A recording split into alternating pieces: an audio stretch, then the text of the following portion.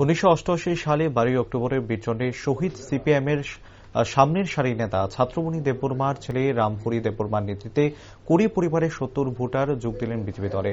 12 অক্টোবরে বিজেপির প্রকাশ্য সমাবেশকে কেন্দ্র করে শান্তির বাজার মহকুমা উত্তর তাপমানাকেন্দ্রে এই করইচন্ড পাড়ার এক সভার মধ্যে দিয়ে সিপিএম এবং তিপ্রা মথা দল ত্যাগ করে কুড়ি পরিবারের 70 ভোটার যোগ দিলেন পদ্মের শিবিরে।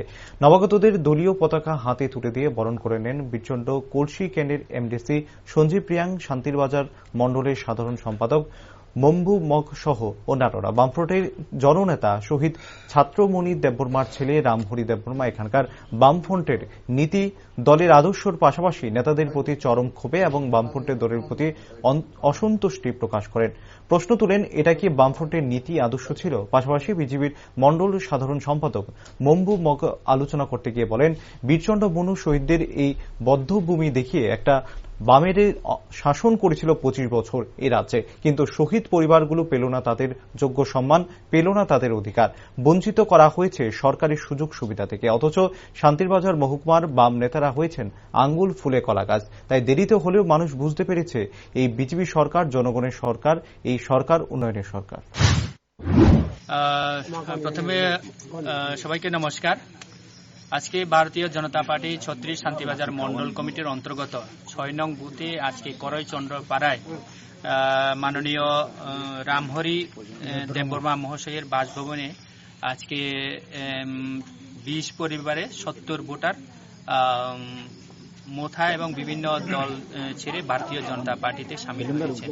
এখানে উল্লেখ্য বিষয় হচ্ছে, যিনি রামহরি দেববর্মা উনি বীরচন্দ্র মনু 1988 সালে যে 12 অক্টোবর এইখানে যে শহীদ হয়েছিল, এই শহীদ পরিবারের একজন সদস্য ছাত্রমণি দেববর্মার ছেলে।